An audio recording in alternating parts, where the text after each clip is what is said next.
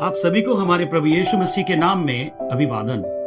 हम बड़े हर्ष के साथ आपको हमारे महानयम सेवकाई के बारे में अवगत कराना चाहते हैं। महानयम सेवकाई का दर्शन पास्टर आई जोसेफ इन्हें 1982 में प्रभु के द्वारा प्राप्त हुआ था। उस दिन से लेकर आज तक विभिन्न क्षेत्रों में यह सेवकाई शुरू है, जिसमें आत्मिक जागृति की सेवा तथा बाइबल पर आधारित अध्ययन सिखाया जाता है।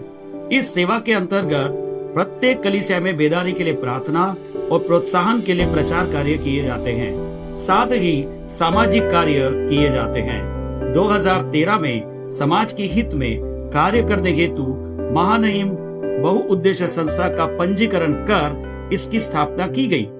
इस सेवा के अंतर्गत कूड़े कचरे में फेंके गए तथा पारिवारिक आर्थिक परिस्थिति के चलते जिन बच्चों का पालन पोषण सही रीति से होने में असमर्थ, ऐसे बच्चों का पालन पोषण कर भौतिक तथा आत्मिक शिक्षा प्रदान कर उन्हें समाज के लिए जिम्मेदार व्यक्ति बनाने के लिए योजना आश्रम की स्थापना की गई।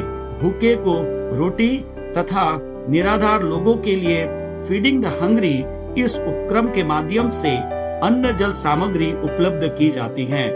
इस सभी उपरोक्त सेवकाई के लिए आप प्रार्थना कर सकते हैं तथा अपना आर्थिक योगदान भी कर सकते हैं। अधिक जानकारी के लिए आप नीचे दिए गए फोन क्रमांक पर संपर्क कर सकते हैं।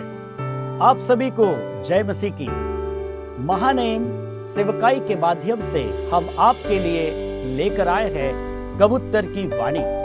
इस श्रृंखला के दौरान हम चाहते हैं कि आप इस अध्ययन को सुने और इससे सीखें कि आज हमें कबूतर की वाणी सुनने की आवश्यकता क्यों है।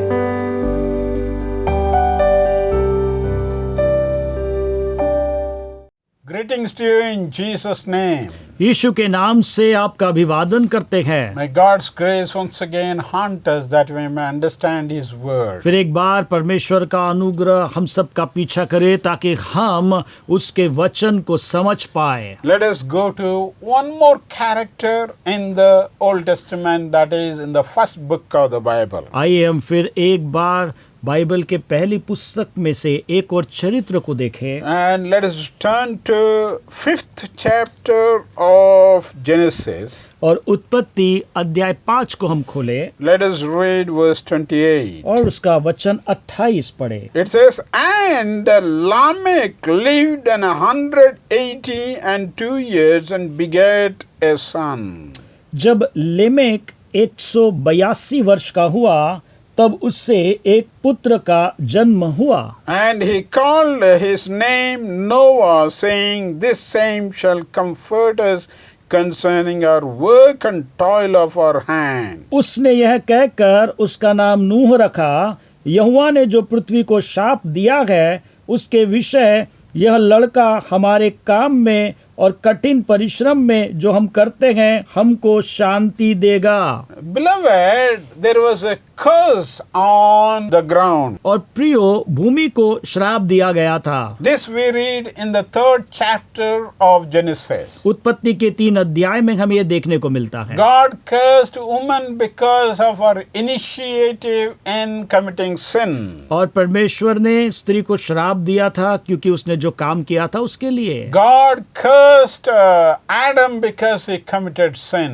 और आदम को भी परमेश्वर ने श्राप दिया था क्योंकि उसने पाप किया था। Because of their both the sins, उनके दोनों पाप के कारण God cursed even the ground. और उन दोनों के पाप के कारण परमेश्वर ने भूमि को भी श्राप दिया था। From that time till now, almost 2000 years, people are suffering, toiling, working, sweating. तब से लेके अब तक हम 2000 साल आगे आ चुके हैं।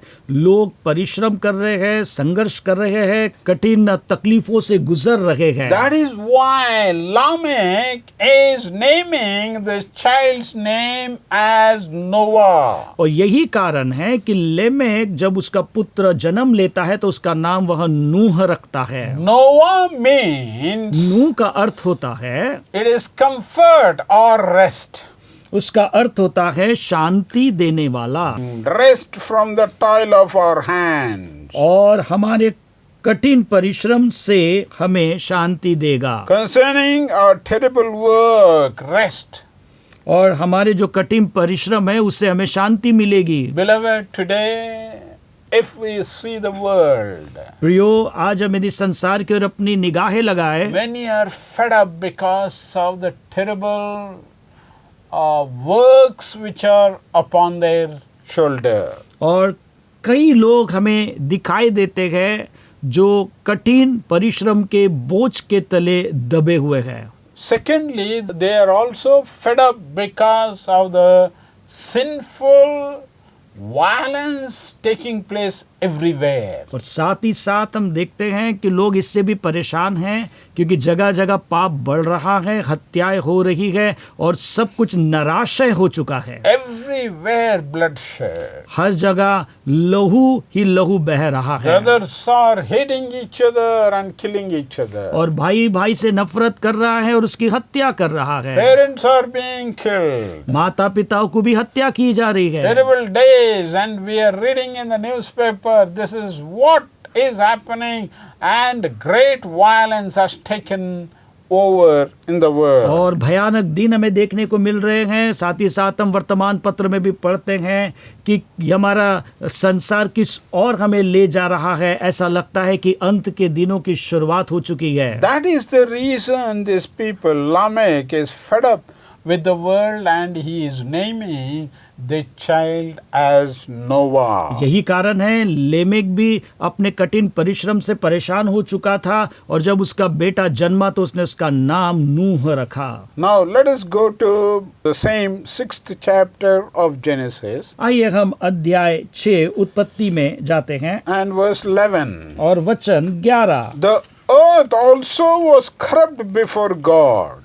और वहां पे इस प्रकार से लिखा हुआ है कि उस समय पृथ्वी परमेश्वर की दृष्टि में बिगड़ गई थी And the earth was filled with violence. और उपद्रव से भर गई थी। Everywhere violence. हर जगह उपद्रव था And violence everywhere. और हर जगह खून खराबा था। Verse 12. और 12वां वचन, God looked upon the earth, and behold, it was corrupt, for all flesh had corrupted his way upon the earth. और परमेश्वर ने पृथ्वी पर जो दृष्टि की तो क्या देखा कि वह बिगड़ी हुई है। And verse 13 says, और 13 वचन कहता है, And God said unto Noah, और तब परमेश्वर ने नूह से कहा, The end of all flesh is come before me. सब प्राणियों के अंत करने का प्रश्न मेरे सामने आ For गया the है। earth is filled with violence through them, and behold, I will destroy them with the earth. क्योंकि उनके कारण पृथ्वी उपद्रव से भर गई है, इसलिए मैं उनको पृथ्वी समेत नष्ट कर डालूंगा। So violence and then corruption is increasing day by day. और दिन प्रतिदिन उपद्रव बढ़ता चला जा रहा है और बिगड़ते चला जा रहा है। Does God keep quiet? क्या परमेश्वर शांत रहेगा? No, God will never keep quiet. नहीं, परमेश्वर कतई शांत नहीं रहेगा। He is acting, and then though he seems he is silent, वह कार्य कर रहा है लेकिन हमें ऐसा जान पड़ता है कि वो शांत है, he is acting, beloved. लेकिन मेरे प्रियो वो कार्य कर रहा है। And in verse 14, और 14 वचन it कहता says, है, Make thee an ark of gopher wood. इसलिए तू गोपेर वृक्ष की लकड़ी का एक जहाज बना ले। An ark is commanded to be made. और जिस प्रकार से जहाज बनाने की आज्ञा दी गई है वैसा बना। And did Noah obey God? क्या नूह ने परमेश्वर की आज्ञा का पालन किया क्या? Yes, he obeyed God. हाँ, निश्चित ही उसने परमेश्वर की आज्ञा का पालन किया Constructing a big boat, और वो एक बड़ा जहाज बनाने की शुरुआत कर दिया। big ship. एक बड़ा जहाज, Maybe like in modern times we heard about Titanic. जिस प्रकार से अभी हम आधुनिक समय में सुनते हैं टाइटैनिक जहाज, Ah, big one. इतना विशाल काय जहाज, And to preserve the life.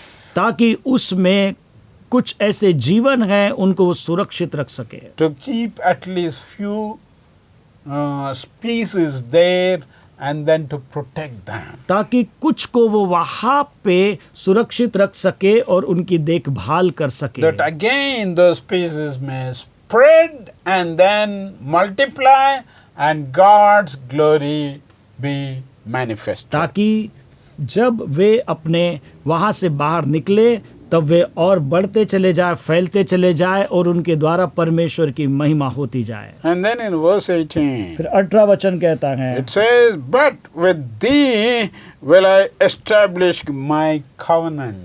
परंतु तेरे संग मैं वाचा बांधता हूँ। Beloved, there is a covenant made here. मेरे प्रियो, यहाँ पे एक वाचा बांधी It गई। is not because the man is good here. यहाँ पे इसलिए नहीं क्योंकि मनुष्य अच्छा था, It is a monolateral covenant. लेकिन यहाँ पे हम देखते हैं एक परस्पर की वाचा। It is the covenant which depends only on God, not on man. यहाँ पे जो वाचा बांधी जा रही है ये परस्पर सहमति से नहीं है, लेकिन केवल परमेश्वर इस वाचा को बांध रहे हैं। There are 9 covenants in the scripture. और हमें परमेश्वर के वचन में 9 ऐसी वाचाएं देखने को मिलती हैं। If God allows us a little time and then if His coming is delayed, we will take up that during the study of the Bible. और यदि परमेश्वर की इच्छा हो और उसके आगमन में देरी हुई हो तब निश्चित ही हम इन 9 वाचाओं के विषय में अध्ययन करेंगे आने वाले अध्ययनों के दौरान। We also need resources for this and pray that God may provide the resources and may God move you to pair the purse which you have that God's ministry may be carried on. आप प्रार्थना करें कि परमेश्वर हमारे लिए इन संसाधनों का इंतजाम करे, हमें जो पैसों की आवश्यकता है ताकि इस वचनों के अध्ययन को आप तक पहुंचा सके। आप चाहे तो अपना थोड़ा सा दान देकर भी इस सेवकाई को आगे बढ़ा सकते हैं। And God's grace may be spread around us as it was in the days of Noah. और जिस प्रकार नूह के समय में परमेश्वर का अनुग्रह फैलता गया वैसा ही हमारे समय में भी फैलता चला जाए। God saved and Noah entered into the ark of God which was commanded by God to be made. और जिस प्रकार परमेश्वर ने नूह को आज्ञा दी कि वो जहाज बनाए, उसने जहाज बनाया और उसमें वो प्रवेश किया। You know, as the ark of God जैसे हम देखते हैं कि परमेश्वर का जहाज is made, जब बनाया गया, as every nail is being beaten, every nail resounded saying, repent, repent for the end has come. और उस जहाज को बनाते समय में एक एक जो कीले उस जहाज को मजबूती देने के लिए ठोके गए, वो एक एक किला इस बात की घोषणा कर रहा था कि परमेश्वर चाहता है कि तुम पश्चाताप करो और लौट आओ। Noah by faith he made a big ark. और नूह ने विश्वास के द्वारा एक बड़े जहाज की निर्मित की। And then he condemned the world because of their sin and violence and terrible days. और उसके बाद उसने जो है लोगों के पाप के लिए, उनके उपद्रव के लिए, उनके बिगड़े जाने के कारण उनके लिए दंड की घोषणा की। Let us read one verse from the chapter of Heroes of Faith. और हम फिर एक बार जो है जो विश्वास के कर्ता है उसकी पुस्तक में से एक वचन को पढ़े।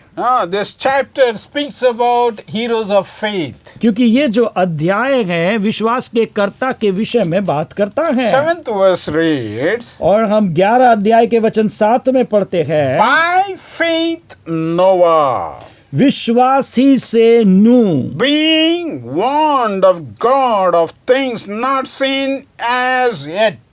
उन बातों के विषय में जो उस समय दिखाई न पड़ती थी, चेतावनी पाकर, Whole world did not see rain those days. क्योंकि उन दिनों में बारिश को किसी ने भी नहीं देखा था, पूरे संसार ने नहीं देखा था। They do not know what is rain. और बारिश होती क्या है ये उन्हें मालूम भी नहीं था। When Noah was preaching and telling to people there is going to be flood, these people started ridiculing what type of flood और it उस is. समय में जब नूह लोगों से बात करके उनसे कह रहा था कि एक जल प्रलय आने वाला है, तो उस शब्दों को सुनकर कुछ लोग सोचने लगे कि ये जल प्रलय क्या होता है, हमें मालूम ही नहीं। So they were ridiculing Noah. What is this? These people are talking new thing. और वो इस प्रकार से नूह की ठट उड़ा रहे थे और उससे कह रहे थे कि तू क्या बात कर रहा है पगलों जैसी। And then they rejected God's voice and God's word. और उस समय में उन्होंने परमेश्वर की वाणी और परमेश्वर के वचन दोनों को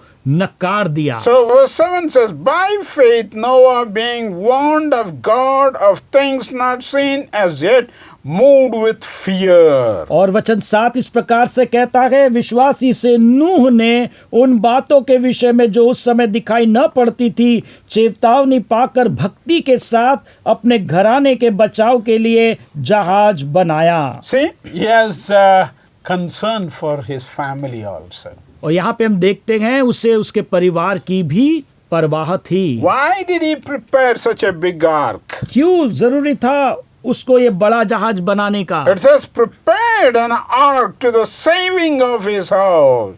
क्योंकि वहां पे ऐसा लिखा है अपने घराने के बचाव के लिए जहाज बनाया, His own people. अपने लोगों के बचाव के लिए। Today, the families are fighting and so much of hatred, they don't even pray together. आज परिवार में इतना कलह है, इतना रोष है, इतना झगड़ा है कि वे एक साथ मिलकर प्रार्थना भी नहीं करते। And they don't have coming together for prayer. Maybe for birthday celebrations they come together. लेकिन जब प्रार्थना करने के लिए जाने की बात आती है तो वे एक साथ कभी नहीं जाते, लेकिन बर्थडे पार्टी है तो अवश्य एक साथ जाएंगे। To celebrate anniversaries they come together. और एनिवर्सरी सेलिब्रेट करने के लिए वे एक साथ आते हैं। To celebrate drink parties they come together. और शराब की पार्टियां करने के लिए वे एक साथ आते हैं। But not for the glorifying the name of God, not for prayer. लेकिन जब प्रार्थना की बात आती है, परमेश्वर के नाम को महिमा देने की बात आती है, तब वे एक साथ नहीं आते। So what did Noah do? यहाँ पे नूह ने क्या किया? He prepared an ark to the saving of his house, and then next step it says, by the which he condemned the world. उसने अपने घराने के बचाव के लिए जहाज को बनाया और उसके बाद उसने संसार को दोषी ठहराया। He condemned the world by every deed, every act which he was doing. और जो कुछ भी काम उसको परमेश्वर ने करने के लिए कहा था, उसको करने के बाद उसने संसार को दोषी ठहराया। Then what? फिर उसके बाद क्या हुआ? And he became heir of the righteousness. और वह धर्म का वारिस हो गया। What is that? ये क्या है? Heir of the righteousness. और धार्मिकता का वारिस। Righteousness became his property. इसका मतलब ये हो गया कि धार्मिकता अब उसकी संपत्ति बन He गई, became heir of those that righteousness. क्योंकि वह अब उस धार्मिकता का वारिस हो गया था। Today people claim and grandchildren claim saying this property belongs to me, though he never sweat for that, their grandparents have bought it and kept. आज परिवारों में जो बच्चे हैं या फिर उनके नाती पोते हैं, जब वो संपत्तियों को देखते हैं तो अपना अधिकार जताते हुए कहते हैं कि ये मेरी संपत्ति है, जबकि उन्होंने उसके लिए कुछ भी मेहनत नहीं की और कोई पसीना नहीं बहाया और ना ही उन्होंने उसको मोल लिया। And I have seen in one family, मैंने एक परिवार में ऐसा देखा है, grandchild taking knife and killing his own grandfather for his property, grandfather's property. और पोते ने इस प्रकार से अपने दादा पर हमला किया ताकि वो उसे उसकी संपत्ति दे दे।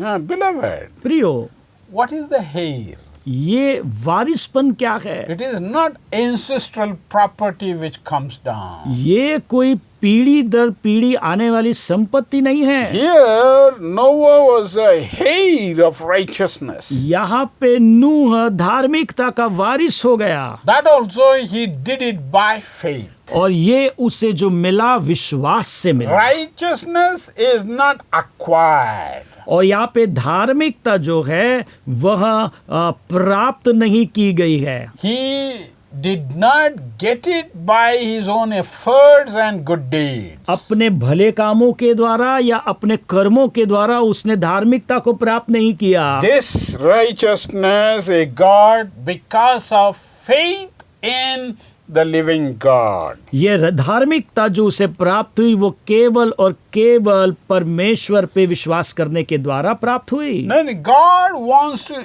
impute righteousness in your life. परमेश्वर अपनी धार्मिकता को अपने जीवन में उंडेलना चाहता For है, that you need faith. लेकिन उसके लिए आप में विश्वास होना जरूरी For है that we need to receive it only by faith. और उसको सिर्फ हमें विश्वास से ही ग्रहण करना होगा And then only we will be heirs of that salvation. और उसी के माध्यम से हम उस धार्मिकता के या उस उद्धार के वारिस कहलाए जाएंगे। Yeah, let's go to Ephesians 2nd chapter, और इफिसियों अध्याय 2 verse 8 and 9. और 8 और 9 वचन, It says, For by grace ye are saved. क्योंकि विश्वास के द्वारा तुम्हारा उद्धार हुआ है।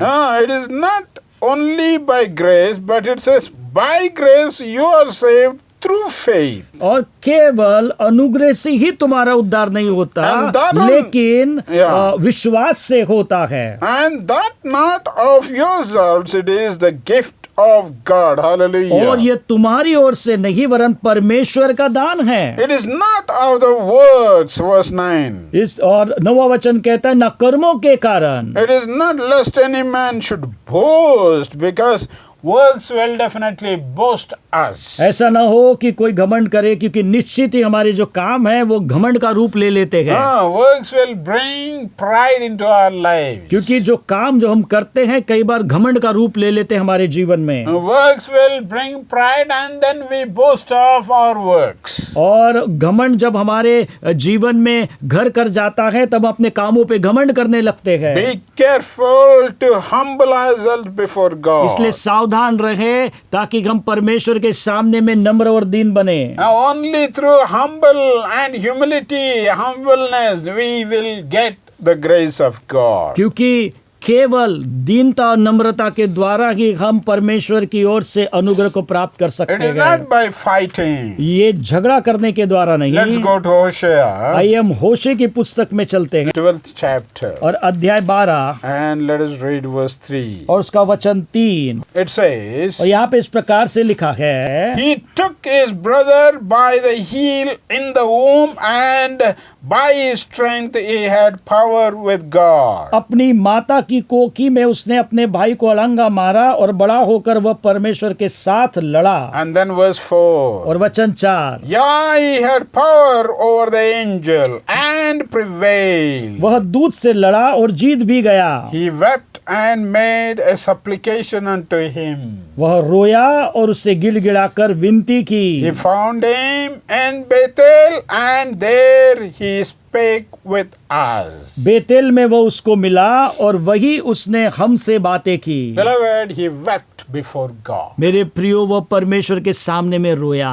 Grace will come only through weeping and humbling our lives before God. जब हम अपने जीवन को परमेश्वर के सामने में नम्र और दीन करते हैं और रोते और गिड़गिड़ाते हैं, तब हम उसके अनुग्रह को प्राप्त करते हैं। Jacob acquired it only by humility. और याकूब को जो परमेश्वर का अनुग्रह सिर्फ नम्रता से मिला। Today, what about our lives? आज प्रियो, हमारा जीवन कैसा है? One, I was speaking in a church, एक कलीसिया में मैं एक बार प्रचार कर रहा and था then one brother said, Brother, I am the elder of the church. और एक भाई मेरे पास आकर कहने लगा कि मैं तो इस कलीसिया का एक अगुवा हूँ, मुख्य अगुवा हूँ। You spoke very nicely and very powerfully. आपने बहुत ही सुंदर और बहुत ही अधिकार के साथ प्रचार किया। After the church service, you should come to my house. और जरूरी होगा कि आप चर्च सर्विस के पश्चात मेरे घर आए। I said, Definitely I will come. मैंने कहा निश्चित ही मैं आपके घर आऊंगा। I went there. मैं वहां गया। He said, उसने कहा Please pray. उसने कहा कृपया प्रार्थना कीजिए। I said, Why can't you bring your Bible? मैंने कहा कि क्यों नहीं आप अपने बाइबल को यहाँ लेकर आए? So he went and searched for Bible. और फिर वो गया और अपनी बाइबल को ढूंढने लगा। He went inside and searched and brought the Bible. और फिर वो और भीतर गया और वहाँ पे बाइबल को खोजने लगा और बाइबल अंत में लेकर आ गया। Last 3 books are not there, first 5 books are not there. और वहाँ पे आखिरी 3 पुस्तकें नहीं थी और पहली 5 पुस्तकें भी नहीं थी। Only middle pages he brought. और जो उसने बाइबल लाया था बस बीच के कुछ पन्ने वहाँ पे बचे थे। I said, let us read from the book of और Hosea. मैंने कहा कि आइए हम होशे की पुस्तक में से पढ़े। He started searching out. और फिर वो बाइबल में ढूंढने लगा होशे कहाँ है। After that he is saying, और उसके बाद वो कहता है, there is no book of Hosea in our उसने Bible. कहा हम मेरी बाइबल में तो होशे की पुस्तक ही नहीं है। So in your Bible, I do not know whether you have got the book of Hosea. अब मुझे मालूम नहीं कि आपकी बाइबल में आपको होशे की पुस्तक मिली या नहीं मिली। Search out and read. इसलिए आपको ढूंढना है और पढ़ना है। Here Jacob is weeping and praying for grace. क्योंकि यहाँ पे याकूब रो रहा है, गिड़गिड़ा रहा है कि उस पर अनुग्रह हो। Shall we weep and cry, humble before God and pray for the great grace of God? क्या हम परमेश्वर के सामने में नम्र दीन होकर रोए गिड़गिड़ा और कहे कि प्रभु तेरा अनुग्रह हम पर हो? Shall we close our eyes and look God in आइए हम prayer? इस समय में अपनी आंखों को बंद करें और प्रार्थना करें। Father, we thank you for this day. पिता आज के दिन के लिए आपका धन्यवाद। Thank you for speaking to us. धन्यवाद हमसे बात करने के लिए। In the name of Jesus. यीशु के नाम में Once again, फिर एक बार touch everyone who is hearing to your voice, O Lord. तेरे वाणी को जो कोई भी सुन रहा है प्रभु ने स्पर्श कर। Your word has gone with all clarity and with all authority, Prabhu Lord. क्योंकि तेरा वचन स्पष्ट रीति से और बड़े अधिकार के साथ उन तक पहुंचा है। May your grace continue to haunt them till they commit their lives, O Prabhu ji Father. लगातार प्रभु जी तेरा अनुग्रह उनका पीछा करता चला जाए जब तक कि तू उन्हें ना मिले। In Jesus' name, break every bondage. यीशु के नाम में सारे बंधनों को तोड़ दे। Break every sinful things in their life. उनके जीवन के सारे पाप में जीवन बातों को निकाल दे। Glorify your name through their उनके lives. जीवन से तेरी महिमा होने दे। Touch their lives and change them, O उनके Lord. जीवन को छू उन्हें बदल दे। Thank you for your power which is flowing right now. अब भी इसी समय में तेरी जो सामर्थ बह रही है उसके लिए तेरा धन्यवाद। Glorify your तेरे name. नाम की महिमा हो। In Jesus' name we offer this prayer, our Father. यीशु के नाम में इस प्रार्थना को मांगते हैं पिता। Amen. आमीन। Amen. आमीन। प्रियो, हम आपको प्रोत्साहित करना चाहते हैं कि आप कबूतर की वाणी इस कार्यक्रम को हर शुक्रवार सुबह 10 बजे से 10:30 के बीच शुभ संदेश टीवी चैनल पर देख सकते हैं। यदि आपके पास इस संदेश से संबंधित कोई प्रश्न है या आपकी कोई प्रार्थना विनती है तो आप हमें इस दिए गए नंबर पर संपर्क कर सकते हैं।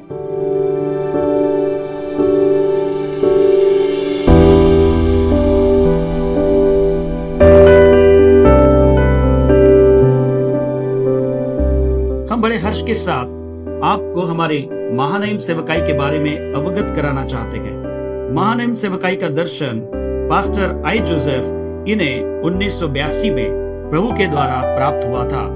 उस दिन से लेकर आज तक विभिन्न क्षेत्रों में यह सेवकाई शुरू है, जिसमें आत्मिक जागृति की सेवा तथा बाइबल पर आधारित अध्ययन सिखाया जाता है। इस सेवा के अंतर्गत प्रत्येक कलीसिया में बेदारी के लिए प्रार्थना और प्रोत्साहन के लिए प्रचार कार्य किए जाते हैं, साथ ही सामाजिक कार्य किए जाते हैं। 2013 में समाज के हित में कार्य करने हेतु महानईम बहुउद्देश्य संस्था का पंजीकरण कर इसकी स्थापना की गई। इस सेवा के अंतर्गत कूड़े कचरे में फेंके गए तथा पारिवारिक आर्थिक परिस्थिति के चलते जिन बच्चों का पालन पोषण सही रीति से होने में असमर्थ, ऐसे बच्चों का पालन पोषण कर भौतिक तथा आत्मिक शिक्षा प्रदान कर उन्हें समाज के लिए जिम्मेदार व्यक्ति बनाने के लिए योजना आश्रम की स्थापना की गई। भूखे को रोटी तथा निराधार लोगों के लिए फीडिंग द हंग्री इस उपक्रम के माध्यम से अन्न जल सामग्री उपलब्ध की जाती है। इन सभी उपरोक्त सेवकाई के लिए आप प्रार्थना कर सकते हैं तथा अपना आर्थिक योगदान भी कर सकते हैं। अधिक जानकारी के लिए आप नीचे दिए गए फोन क्रमांक पर संपर्क कर सकते हैं। अधिक जानकारी के लिए आप नीचे गए फोन क्रमांक पर संपर्क कर सकते हैं। उसी प्रकार दिए गए QR कोड का उपयोग कर अपनी भेंट राशि आपकी इस सेवकाई के लिए भेज सकते हैं। इस प्रकार आप भी इस सेवकाई का एक हिस्सा बन सकते हैं। प्रभु आपको बहुत ऐसे आशीष दे। धन्यवाद।